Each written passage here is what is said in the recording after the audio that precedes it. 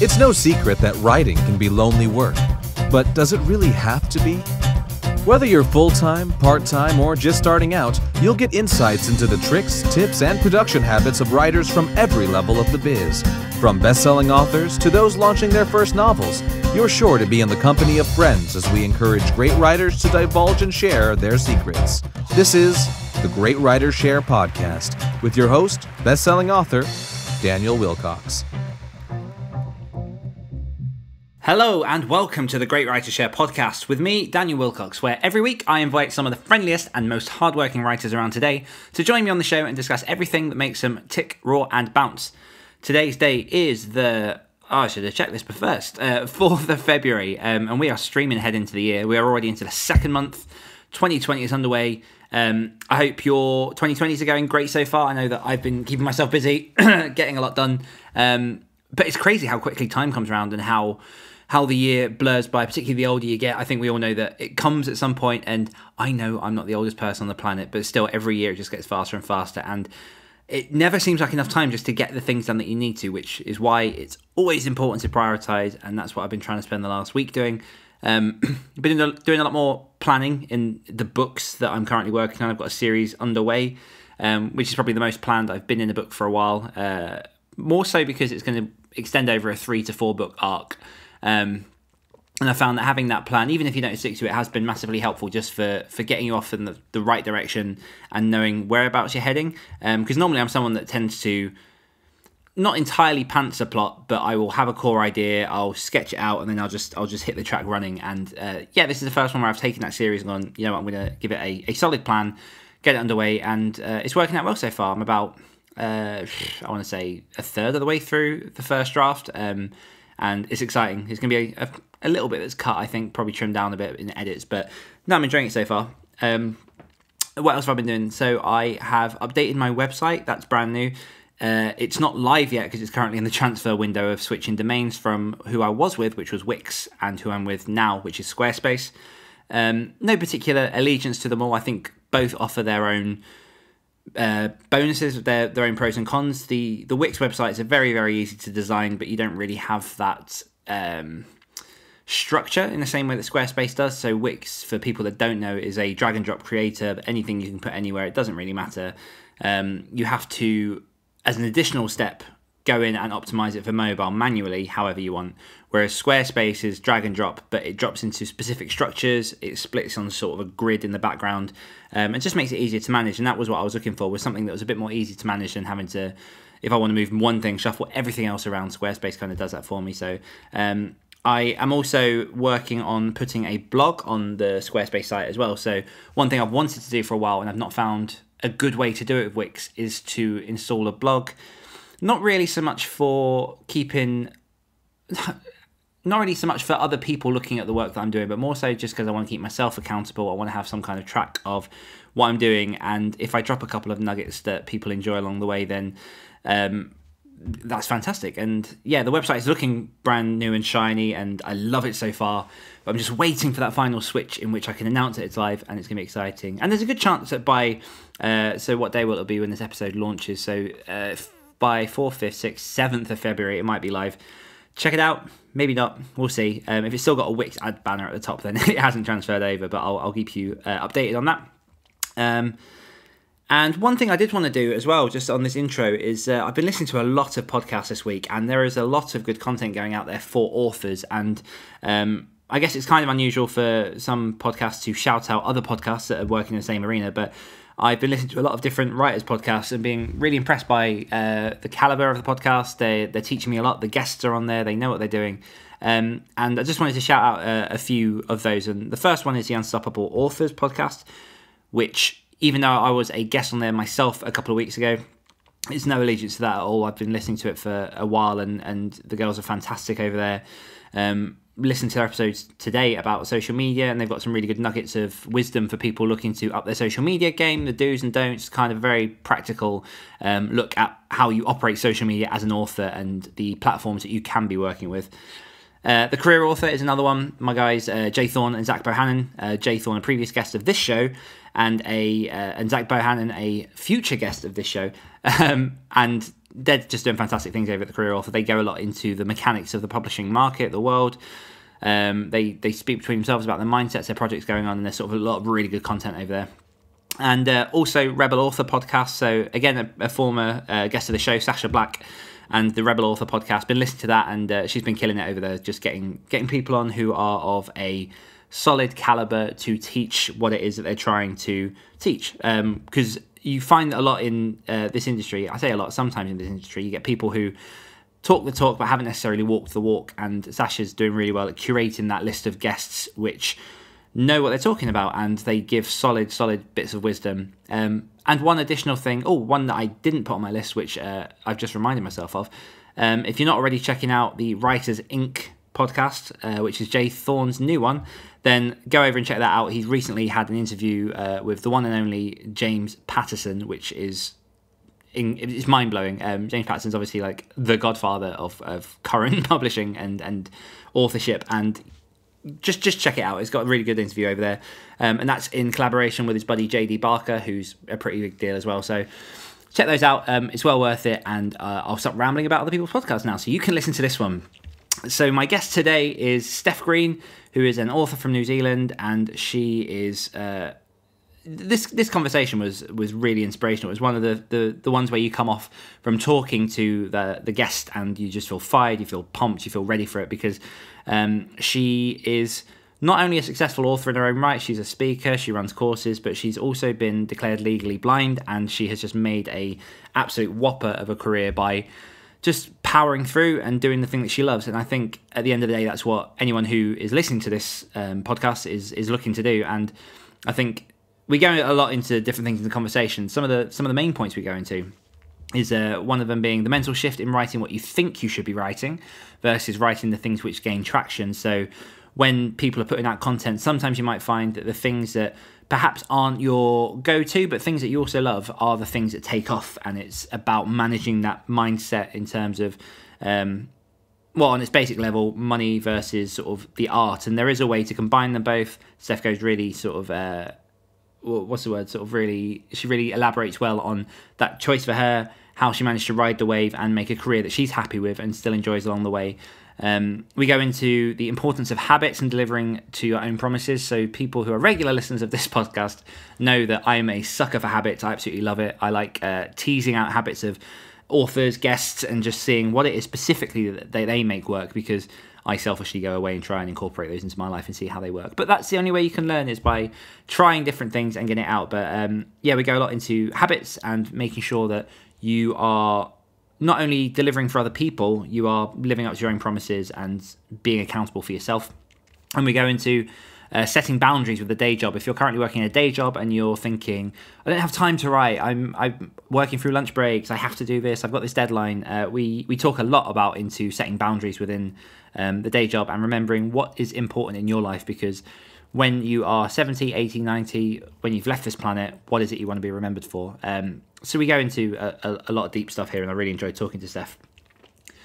Update on Patreon. We have no new patrons this week, but if anyone wants to get involved and pledge to support the show for as little as just $1 a month, you can head over to www.patreon.com/greatwritershare, and there you can donate for as little as $1 a month and get instant access to all the different bonuses and advantages, including asking guests our questions. So the segment at the end where we have our guests literally just answer anything that the patrons put out there, that could be you, and all you have to do is go over to patreon.com/greatwritershare. And without any further ado, we're going to go straight into the interview with the one, the only Steph Green.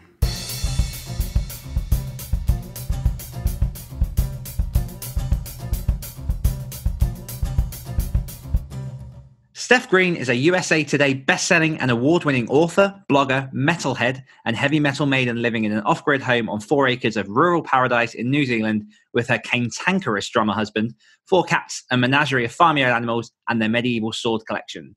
She publishes dark fantasy and science fiction under the name S.C. Green and paranormal romance as Stephanie Holmes. Her most popular books are set in the fictional English town of Crooks Hollow and are described by one reviewer as dark and steamy, a gothic delight. All of this has been found despite Steph being completely colorblind, photophobic, and legally blind.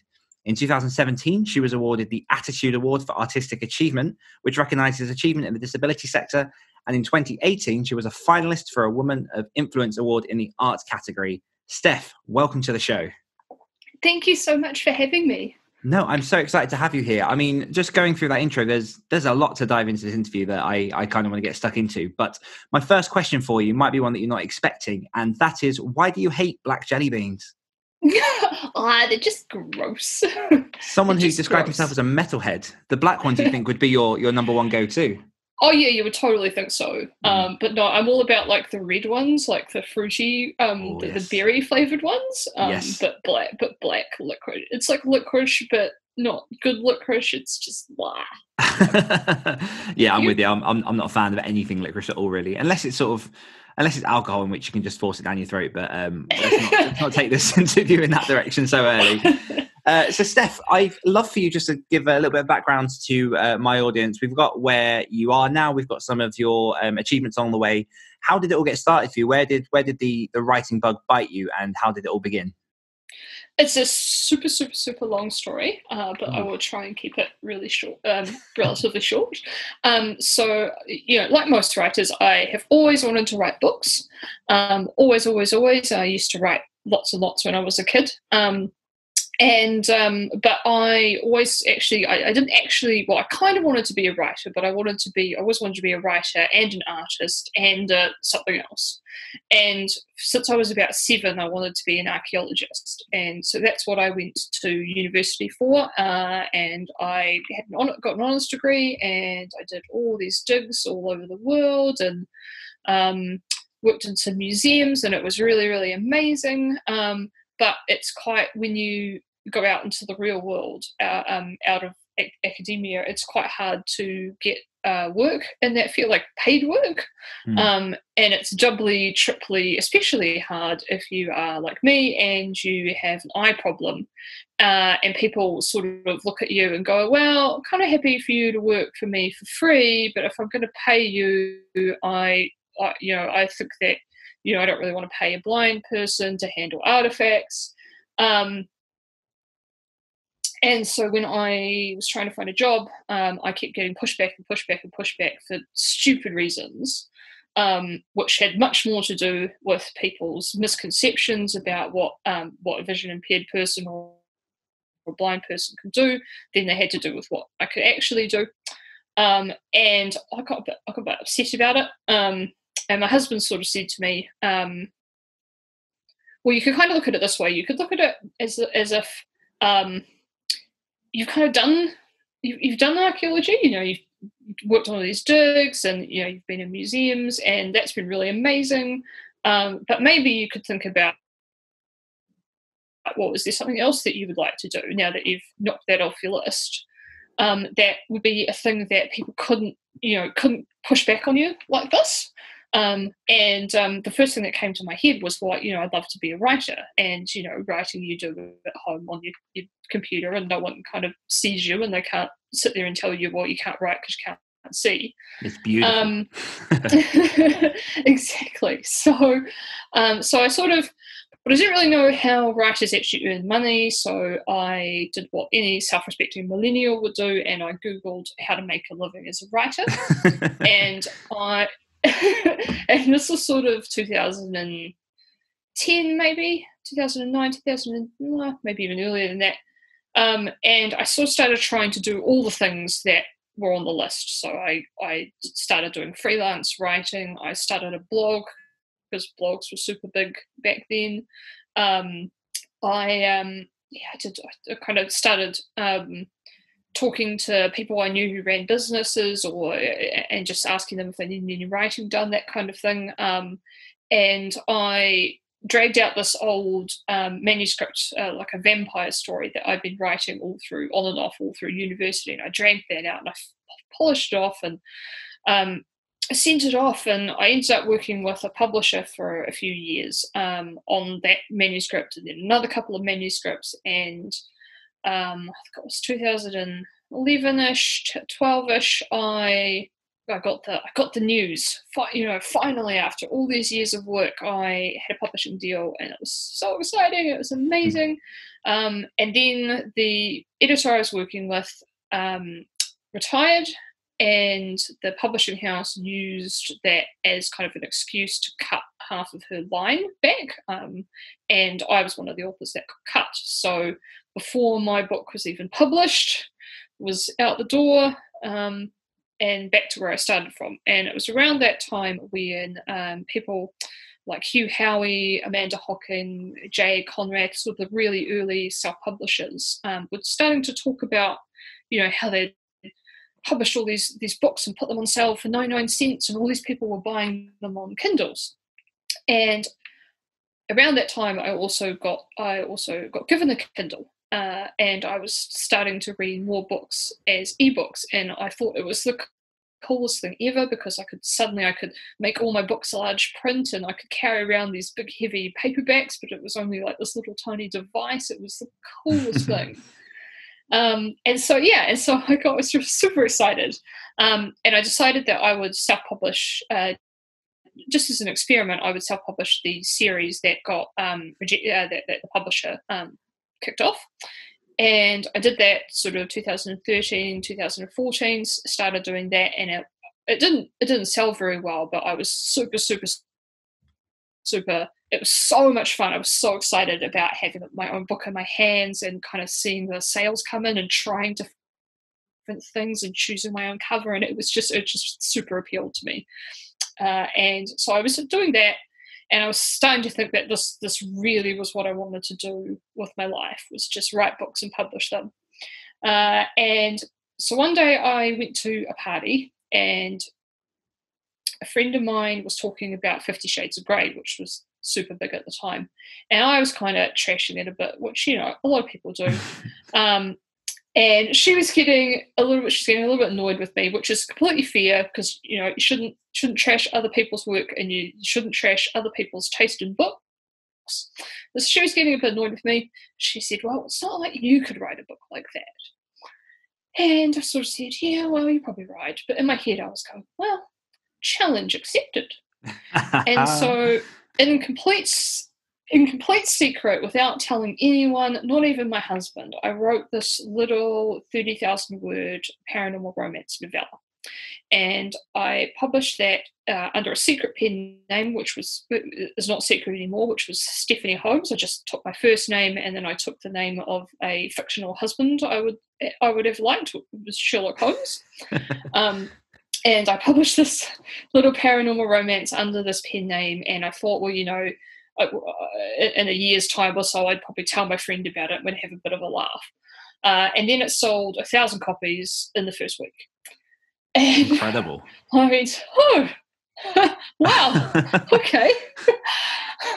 So I sort of sheepishly had to tell my husband, well, I'd actually sort of made a bit of money off my self-publishing this month, but it wasn't from my super serious, super dark science fiction books. It was from my silly little paranormal romance novella. And when he stopped laughing about it, he said, well, you're going to write some more? And I thought, well, yes, I am. And so I finished off that series in sort of 4 or 6 weeks or something, and then I just kept writing them because it was so much fun, and I was just having a blast. And readers were asking, what's next? Can I have more? I want to learn more about the world. And so I just kept writing them, and I discovered that I was secretly a romance author. Fantastic. And that was sort of 2015, and basically I've been publishing approximately a book every 2 months ever since. And February 2018, I quit my day job as a copywriter at a tech company. And thank you. And I've been hanging out at home with the cat horde, writing books ever since. Fantastic. I'd love to dive into the moment in which that first 1,000 copies sold, because obviously that's a dream moment for a lot of authors who are trying to make it as a full-time author, people who are really sort of like pursuing that career. And one thing that I'm massively interested about in that moment is from what it sounds like, and obviously correct me if I'm wrong, the books you were originally writing were the ones that you felt like you should be writing, the stuff that you wanted to write. They were the stuff that were what I'd probably say would be what you thought were true to you. And then you made this other book, had a bit of fun with it, and obviously that was the one that accelerated into success. Now, in that moment, I know a lot of people would, myself included, would struggle to make the choice between, do I go for the profitability with the series that's fun, or do I stick with what my gut is telling me at that time and go for the books that I think I'm passionate about more? How did that decision come around for you? Was it as simple as, I had fun, this is going to make money, versus the other side, or was it sort of more than that? Can you talk us through that kind of process for you? It was really interesting. I think to a certain extent, I had been reading a lot about self-publishing and how to be successful and things like this, and I think my goal was very clear from the beginning, which was that I wanted to quit my job. I wanted to write books full time, and I think when I published that book, the romance book, it was so much fun, and it was quite nice to write a book where I didn't have to go and research lots of things. Not to say that I don't do research for my romance books, because I do, but my science fiction series, which, yes, I thought was the kind of thing I wanted to write. I wanted to be the next China Mayville. Was set in, it was kind of like a super dark steampunk book, and it was set in an alternative history Georgian England, and so I kept having to run off and do all this research, and it was very heavily historically based, and so they probably, each book, there's 3 books in the series, they're about 150,000 words each, and they probably took me, I think the first one took me 4 or 5 years to write, and the second one took me 2 years, kind of thing. So they took a lot of effort, and for that effort, I wasn't seeing readers love them as much as I loved them, and I think when you just see it in front of you in black and white, those numbers, I sold 10 copies of the first book in my science fiction series last month, and I sold 1,000 copies of this book in a week. And I think when you see it on paper like that, and you go, well, they were both equally fun to write, and this one sold 1,000 copies, and this one sold 10 copies, and this one's got readers begging to have, begging to find out the next bit, and this one, doesn't. And I think almost the readers made the decision for me. Yeah. Or that's how I felt about it. Yeah. Yeah. No, I like that. And the other thing. Go ahead. Sorry. Oh, sorry. I was going to say the other thing about it that was quite interesting was, because I was publishing the science fiction under my own name, I had a lot of personal attachment to it. Yes. And that meant that I was making decisions based on what I liked, which is very different from making decisions based on the market, what the readers want. So, I chose covers based on what I liked. I wrote the blurb based on, what's a book I would read. I did all those things, even the plot and everything like that was all based on, what I wanted. And then when I wrote the romance book, because I was doing it just sort of as this personal challenge, it was almost as if I took myself out of it to a certain extent, because I was writing under a pen name that I never intended to show anyone. It didn't bother me what the cover looked like. So I just hired a designer. I think my first cover cost me $50 or something. And I just said, make a cover that readers would like. And to write the blurb, I read 20 other blurbs, and I thought, well, this is what readers like to read in the blurb, so I'm going to write something that sounds kind of like this. And I think it was that sort of accidental shift in mindset from going, from making it all about me to being about me, but also about the readers, was a big key. I think a big key to the difference, between the sales. Yeah.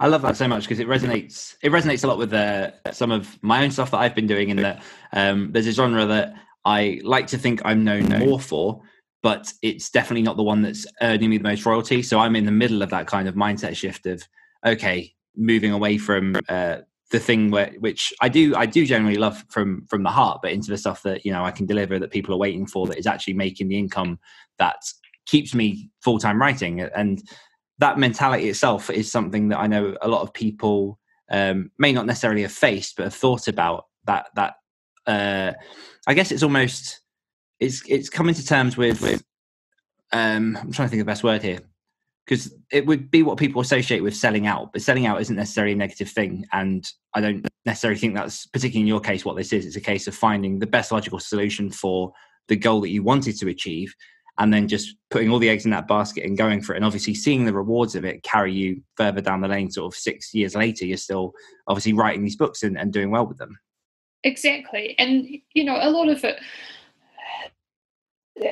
it's really interesting because, you know, I didn't know that I was a romance reader, but I actually was. It's just that the books that I read, I thought they were kind of fantasy books, but really what they were was paranormal romances. And so I didn't really realize that I was a romance reader, but I was. So to a certain extent, I knew the genre quite well because those are the kind of books I read.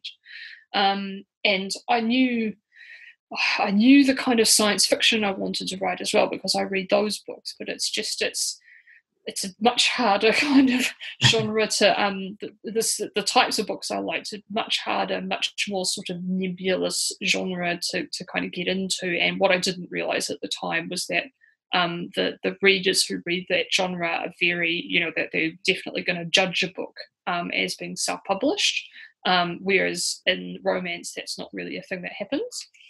I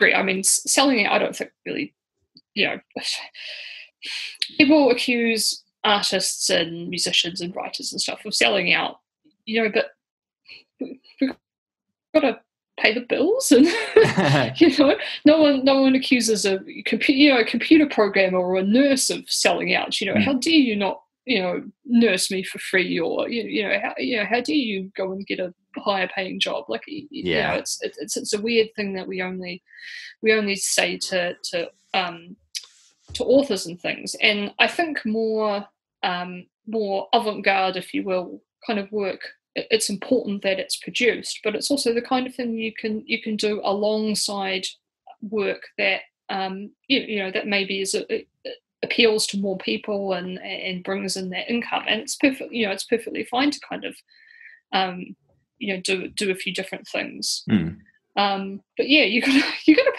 pay the bills. And I think if you're able to make a living doing this and you're having fun doing it, which is the key for me, then, you know, who cares what you're writing? I love it. I do just want to be clear then, that wasn't accusing you in any way of selling out at all. No, I realise that. No, I think that the idea of people, particularly people that aren't hitting their goals or being where they want to be, accusing the people that are accelerating and doing well of selling out. I think there's just a certain level of, like you say, it's a mindset shift, and it's something that you get to a point where you realise, number one, like you say, it's fun, and number two, you do what you got to do. But one thing that you alluded to a little bit earlier that I was going to come on and ask is, you mentioned that your first book obviously took a couple of years to write. Your next book got a bit quicker. What happened? And correct me if I'm wrong in this, but this is just sort of from looking through your back catalogue and sort of the release dates. What happened in 2017, 2018 that accelerated your releases so much? Because the amount of books that came out in 2018 and 2019 under your name is impressive. So, I mean, 2018, 2019, I was full-time, so that's a pretty big thing. That's a key one. So I suddenly had a lot more time. I have been releasing pretty regularly since 2015. I don't think I really got faster. I think I've been roughly sort of 6 books. I think some years have been 7 books, some years have been 8 books, but, you know, sometimes the books are shorter. 2016, I made a lot of mistakes. So what I did was I released a book that went really well. So then instead of releasing the next book of that series, I went off and did a co-writing project, and I did, you know, some books under my other pen name, and I did all these different things which weren't focusing on what I was good at. And so I'm pretty sure I did do the same amount of books that year, but they're all spread all over the place, and some of them I've recently unpublished about 3 or 4 books from around that time, which I'm going to do a little bit of a re-edit on and republish. So I did have stuff from around that time, but I made that mistake, and in 2017, sort of the end of 2016, I was looking back on this year hasn't been working for me, so what's not working, and what am I going to do in 2017 to make it work? So I just focused really hard on from pretty much from then on releasing, not spreading myself too thin, so just doing the thing that works again and again and again. So next book in the series, not being distracted by shiny things over there, and just focusing on giving my readers more and more of the things that they want. How did you begin to build up that relationship with your readers? You say that obviously in the beginning they were reaching out, you had people asking you for the next book, for certain things to resolve. How did you cultivate that readership, and is that the practices that you took then the same that you continue through to how you interact with them today? Pretty much. So in the earlier days, I didn't really do social media kind of things for my books. Like I had social media, but it was more about just me personally, and I didn't really use it that much. But what I did have was I had the 2 things that were really big was I've always done cliffhangers in the backs of my books, like really mean cliffhangers, last page and you think someone's dead, or it looks like the hero's a murderer, or there's some big horrible twist in like the last sentence. So I've always been real mean with cliffhangers. And then I tend to put underneath that, sort of directly underneath that, I tend to put the link to the next book that's on pre-order, and I tend to put a link to my newsletter. And I have done newsletter bonuses, like bonus epilogue scenes and alternative scenes and stuff like that on the newsletter. And then when people sign up to the newsletter, there's like a little sequence they go through, like a kind of welcome sequence. And a lot of that sequence is kind of about getting them to reply to my emails. And so especially in the earlier days, when sort of before kind of like Google was shuffling emails off to a different tab, I was getting a lot of replies to my emails of people commenting on the things that I'd said in that welcome sequence. And it kind of builds that it makes them feel really, so readers feel like, they've got this really personal relationship with you. And so, and then they email and they tell me which books were their favourites and why they liked this character and why this book was important to them and why they love, romance books in general. And all that information is, as an author, is super useful because it's basically market research. And so I've kind of been talking to my readers since then. And then 2017, 2018, around then, I started a private Facebook group for my readers, and that's just kind of accelerated things. Because you can go on there and you can ask them what book are you reading this week, and you can run a poll and get all their answers to the poll, and what they love is a book has a really mean cliffhanger, and they love to have like a thread on the group where they can talk about the cliffhanger and what they think's happened, and who they think's responsible. So they love doing stuff like that. So so I love that kind of really personal relationship with them, and I do think that helps them feel really connected to me and keeps them coming back to read more books, I hope. Fantastic. One thing, obviously, we mentioned in the intro that all of this you are managing despite the fact that you are unable to, or you've been declared legally blind. How does someone like yourself pump out so many words? How do you get involved in so many things? Because obviously there is a physical hindrance there, but it doesn't seem to have had any impact on your determination, your drive, or stopped you in any way at all. And in fact, it seems to have propelled you further than a lot of people who are obviously of their full facilities, their full faculties. Well, thank you. Maybe. I don't know. This is my dream career. So I kind of feel like now I've got it. I'm not gonna let it go, and I'm not gonna fail due to my own inactivity, kind of thing. So what do? I try to write. I used to try when I had my day job. I used to try and write 2,000 words a day. That was always my goal. And a lot of the time, I would do those 2,000 words. Like I used to bus to work, so I would take up my laptop on the bus, and I usually get 500 words, 1,000 words on a 30-minute bus trip. So I would do a lot. I try and do it on the bus. I try and do it in my lunch hours. I sort of made a promise to myself when I got into the tech sector, because the tech industry is very, they kind of like you to basically live to work.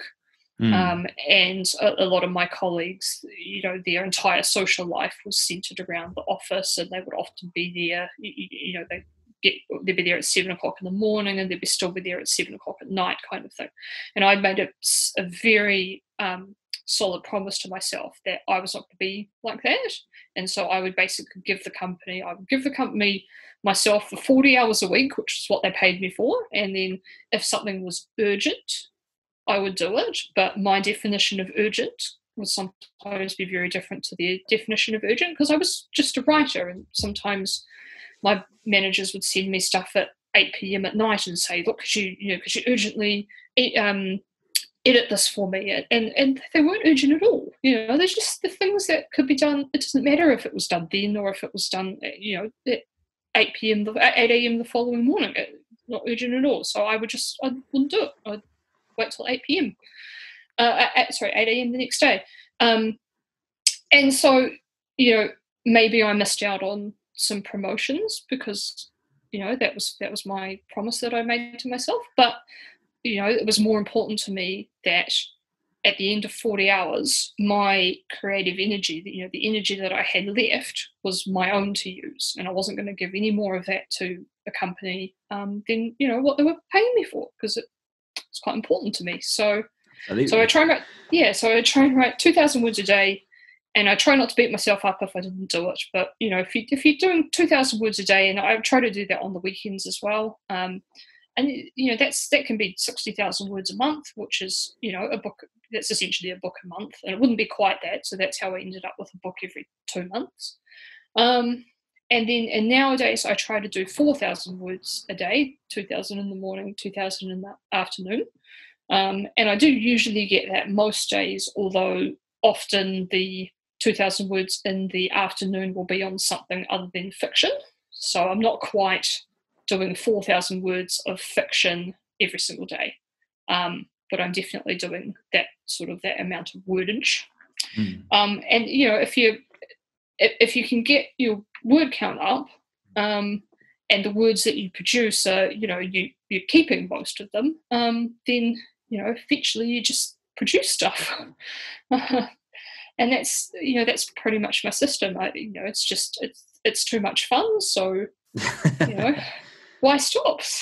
I love it. There's so much of what you just said that is, I think, something that is missing from the mentality of people working what I'd call working for the machine. Because I used to work in a marketing role. I used to be a marketing manager before that. I worked my way up from that, but I learned quite late into that career process about the idea of setting those definitive boundaries about what should and shouldn't be expected from yourself. And I know a lot of people, a lot of friends of mine who work similar 9 to 5, 8 to 6, whatever jobs, who use their work as an excuse not to do the things that they love. And I think what you're saying there about doing the hours that you've been paid for and sticking with that, unless it is a state of emergency. And like you say, not everyone's state of emergency matches up to yours, because managers' state of emergencies are so different. And what you'll often find is if you ignore an emergency for a couple of hours, it disappears by itself anyway, which is exactly a key tip for anyone listening. But I was definitely the same. I worked my ass off until I was burned out while trying to write when I was in the day job. And then it wasn't until the final sort of 6 months or so that I kind of went, no, I'll clock in at this time. I'll leave at this time. That's what I'm getting paid for. Anything else? Because once you start working overtime and slipping into those routines and missing lunches, you are then setting the expectation for your managers, your superiors, your colleagues about what they can expect from you thereon. You're setting that standard for them. It's not the other way around. So I think that's sort of sage advice, just to say, stick with your boundaries, go for it. But what I wonder is where did that mentality come from for you? Was that always just how you saw it the minute you got your job? It was a gateway to what you wanted to do? Or was there like an event that triggered that in you? How did that come about? I don't really know, actually. I think I have always wanted to work for myself. I just didn't sort of quite articulate that. My dad is, so he works for himself. He's a builder. And probably watching him, and he's worked for himself for a very long time, since I was 4 or 5 or something. He's run his own business. And I think watching him do that, as a child, even though I didn't realize it at the time, kind of made me want to have that, and see the advantages and the disadvantages of having that. So I think I always wanted to work for myself. I just didn't really know how to get there.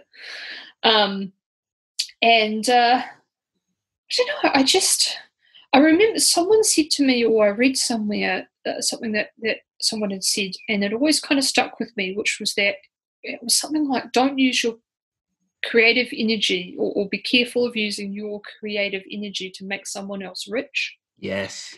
And when I got into the tech sector, that was a big thing that kind of that kind of governed my thinking, because a big part of there's a big culture in tech, and so I was at companies where they would sort of once a month they'd award an award to an employee who was doing a really great job, and very often that really great job was more about they're the first one in the morning and they're the last one to leave, and they're always they're on call weekend for us, and I'm probably a little bit competitive, and I would possibly every month I would think, oh gosh, I'd really like to have that award, but that's how they get you. Exactly, but that's how they get you. And they would be very big on, telling you what the numbers were of the company every month, and being very clear about, very open and honest about how well the company was doing, which is usually very well, so that, everyone would be really engaged with, building the product and helping the company meet its goals and stuff. But, I would always look at that and think, yeah, this is energy I could be spending doing this for myself. So that's what I did. Yeah, and that's so key. Again, kind of beating that nail over the head, but I think it's so important that the thing that resonated with me when I sort of discovered that truth was how willing I was at one point to expend all my energy into the role I was doing, and then come home and be tired around my son and my then partner. When you look at that in reverse, that shouldn't make sense, because the parts of your life that you choose are the parts that aren't necessarily with work. So why aren't you giving your energy, the best of your energy, to the sides that you want to help grow, help flourish, as opposed to the stuff that you kind of have to do to make money? It's just a weird twist that I see people have in their heads. But I mean, obviously some people like the 9 to 5 and that works for them, but I think just the principle of, like you say, giving that creative energy to the areas of your life that you have control over, you want to push forward and accelerate. And obviously for you, that then led well into this career of writing. So Exactly. I think it's a fantastic point to hit on. Why, I know obviously we've addressed why you split it down into 2 pen names. Something I'm curious about is, how do you find managing those 2 pen names now? Because I know myself on a few occasions have thought about going under a couple of pen names. I know listeners will have considered this as well. What are the sort of pros and cons in your mind of running 2 pen names? So basically where I'm at in my career right now, which is sort of different than from when I was in 2014-15 when I started the second name, is that Stephanie Holmes, my romance pen name, basically pays all the bills. And so she is very tightly branded. So her branding is very tight. So if you read a Stephanie Holmes book, you pick up any kind of Stephanie Holmes book, you know exactly what you're getting. and a reader can read through my entire catalogue, and they won't come across a single book where they're like, oh, that is a weird book to be here. So, and that's very, very, very deliberate. And when I had SC Green in the beginning, I just thought, this is my name, so everything I'm going to write is going to come under that. But then when I was sort of looking at, researching how to do, how to self-publish successfully, this kind of pen name, this idea of pen names that are tightly branded came up, and there were a lot of benefits. The algorithms on Amazon will recommend you to more of the right people because you've got a very well-defined audience.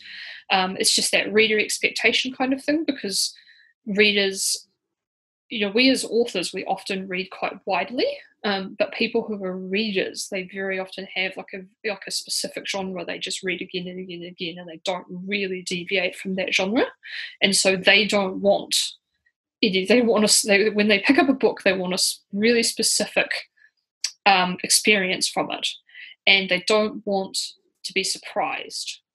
And so if you have lots of different stuff under one name, then readers, they don't know what they're going to get when they pick a book up, and it makes them less inclined to pick a book up, I sort of think. And they don't cross over very well. Like your mystery readers won't usually cross over to your romance books, or your romance readers won't cross over to your young adult fantasy books. Some of them will, but not as many as if they were just all the same genre, which I guess is the big pro. What I'm doing now is I'm kind of looking at my other non-romance books and starting to think about how can I more tightly brand that, and what do I actually want to do with that other pen name. So I'm actually in the process of rebranding my other pen name. So I'm going from SC Green to Steph Green, because I've decided I want my name as part of the brand, and I've got my old science fiction series, my dark science fiction series, but I think that's probably the only one I'm going to write of those. And I have another series under that name which I've co-written with another writer, which is a sort of a post-apocalyptic series. And we've got a final book to write in that series, which we keep putting off.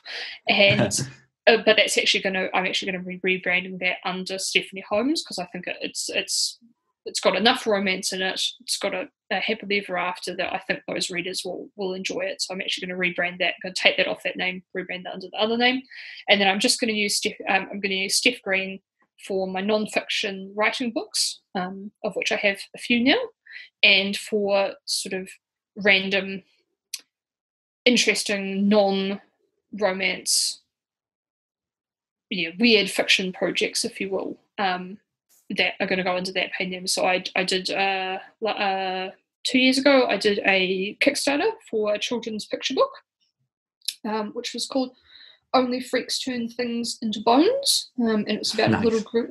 It's about a little grim reaper who gets bullied, and and we were successful, myself and an illustrator friend, and so that book came out 2019, and so that's under that pen name, and we're currently working on another book, another illustrated book, and so those kind of things are going to go under that pen name. So I quite like that as kind of a catch-all pen name for non-romance related projects, and it's okay if those projects don't earn a ton of money for the effort put in, because Stephanie Holmes is my bread and butter. Yeah, I love it. So many plates spinning in the air. As someone who co-writes a lot of books myself, I am curious, how did your co-writing partnership come about with your co-writer, and what does that look like now? It looks like we're two very busy people. It's a little bit too focused on our more successful non-co-written books to finish our series that we started.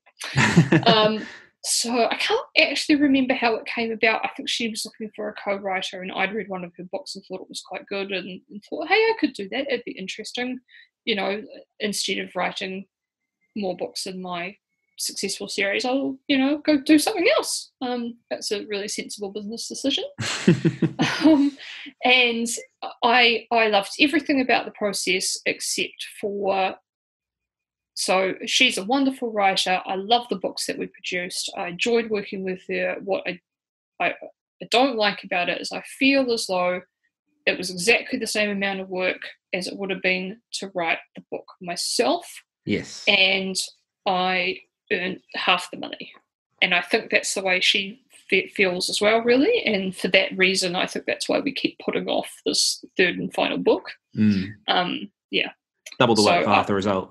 Or the same amount of work for half the result.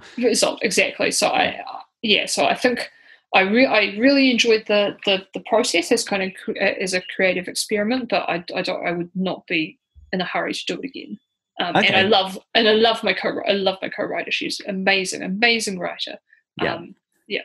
I think that is something that a lot of people don't see, because I think particularly I've co-written across various different methods and styles of co-writing, but yeah, I think the one thing that people do expect is that it is going to be half the work. And obviously, if you're trying to pour the passion and the respect into the book that you're trying to do, it doesn't remove any of those levels. It just kind of means that you've got two of you adding your eyes onto there. And I mean, for me anyway, I found that the projects that I produced with my co-writers was always stronger than I probably could have come up with myself. But yeah, it's still, like you say, still the same amount of work putting in. So it's definitely something for people to consider.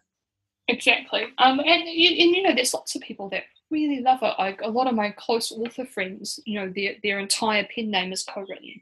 And they're just, if you have a really close relationship with another writer, it can be a really amazing way to work. And especially if you're trying to do something where you're trying to release a lot of books really quickly, kind of thing, it can be amazing. Yes. But yeah, just definitely not for me. Fair enough. We are annoyingly we're starting to run out of time. This is absolutely flown, which is really annoying because I have a lot more questions, but I am going to dive into my Patreon questions. So my guys that support me over at patreon.com/greatwritershare put forward questions every week to the guests on the show. And I've got a small selection here that I'm just going to throw at you, and obviously take these whichever way you want to go. Awesome. The first question is, what is your top productivity tip or the go-to habit that keeps you on track? So when I don't do this every day, but when I am faltering and I'm looking at Facebook more than I'm writing, what I usually do is I put a timer on for 20 minutes and I close all my tabs on my browser except for the one with my Google Doc in it, and I just put the timer on and I write for 20 minutes. And I think it flips a switch in my head which kind of says, this is a competition and you're competing against yourself. And I love to win, love to compete, I think. So in 20 minutes, I will usually get somewhere between 400 and 700 words. And then I'll jump up from a chair and I'll take like a couple of minutes break, and then I'll go back to the computer. I'll do another 20 minutes. And that will usually, if I'm floundering, that'll usually knock out my 2,000 words in an hour and a half. Yeah. And then I'll celebrate. Nice, fantastic advice. How do you reward yourself when you've completed a project? So how do I do that? So usually I'm very interested in this because I do not do it myself. I'm probably pretty bad, because usually when I am finishing a project, especially if it's like the last book in a series, all I want to do is start the next book. So often the reward is just starting the next book. I have to go into the city to print out my manuscript on paper so that my husband, who's my beta reader, can read it. So when I finish the draft that I give to him, and I have to go into the city, I will usually take myself out for a nice lunch. And I'll, often by myself, sometimes with a friend, and I'll just take my Kindle along and I'll order all the food I want and I'll read my book for an hour or two, and that's a really nice reward.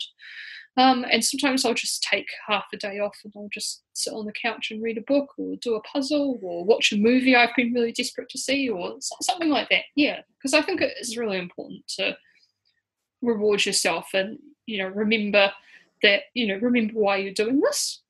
And that writing a book is a really big achievement. Yeah. What's your favourite place to write? Oh, my desk. Nice and simple. Yeah, nice and simple. I have a beautiful office in the house that we've made, and it's kind of coloured. The walls are like a blood red kind of colour, and I've got big black floor to ceiling bookshelves that are completely filled with books. And my desk is like a really old fashioned lawyer's desk. And my husband's made me a stand for my computer screen, so it sits really close to my face, and I've got this beautiful big curved screen, and it's like perfectly set up for me, and it's just the best. And there's cats that sit on the desk all day while I write, so it's just perfect. I just love it. Additional question on top of that, just from my own curiosity as well. What was your favourite place before the house was built? Because obviously that sounds like it was almost spec built to exactly how you wanted it. So I can't blame you for sitting at that desk all day. Where would it have been beforehand? I mean, I don't know if I really. I mean, I would usually write at home at a desk in the corner of our bedroom, but I'm not sure I really thought of it as, this is my favourite place to write. It's just, that was where you write. That was where I wrote. Yeah. So.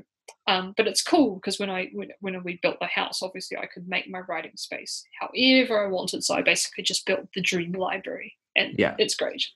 Sounds incredible. Sounds beautiful. We are coming up to the quick fire round now. So as with all of my guests, I finish off the interviews with 10 questions that I fire at you as quickly as possible. Feel free to try and reply as quickly as possible. But if any questions do stump you, you are allowed to pass, and that is okay because there is nothing at stake here. Okay. First question: ketchup or mayonnaise? We call it tomato sauce in New Zealand, but ketchup. Megadeth or Iron Maiden? That's really tough, but Iron Maiden. What's your preferred method of transport? Train. Or or really tiny airplane. Nice. Hot air balloon. Caesar salad or 12-ounce rump steak? Rump steak. What are you currently reading? Oh, what am I currently reading? This stumps a lot of people.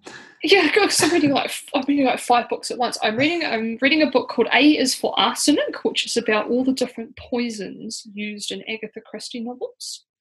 Interesting. And it's an awesome book. Yeah. Who was the last writer to make you laugh? I don't remember her name, but the book is called The Flat Share, and it's like a rom-com book about a woman and a man who are sharing a flat.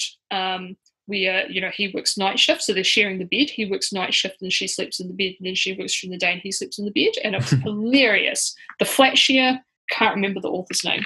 Okay, if you could narrow down your success to one single person, who would it be? My success. Yes. Me. Yeah, I like it. Do you have any siblings?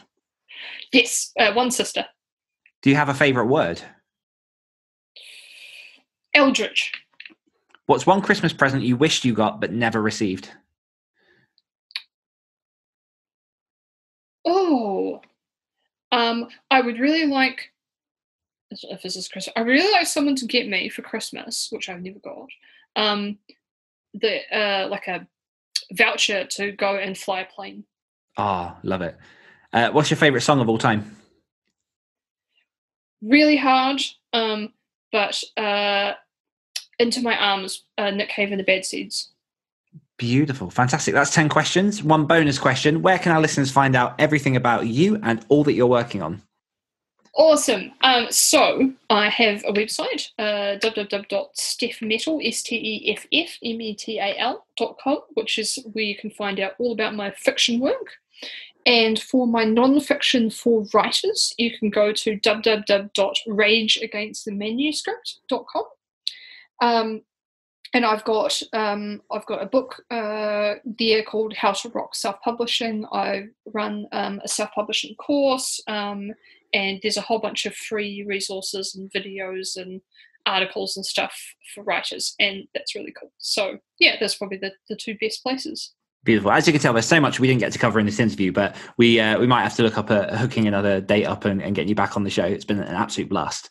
I'm super keen. Excellent. Awesome. Well, thank you for coming on the show, Steph. Really appreciate your time.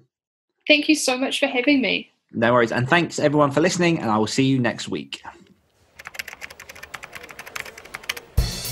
Thanks for listening to this week's episode of the Great Writer Share podcast. Next week, I'll be talking to Craig Falconer, sci-fi author. Don't forget you can get early access to every episode of the Great Writer Share podcast and the chance to ask upcoming guests any of your questions just by becoming a patron of the show. All you need to do is visit www.patreon.com/Great Writers Share and support the show for as little as $1 a month. One more time, that's www.patreon.com/Great Writers Share. Until next time.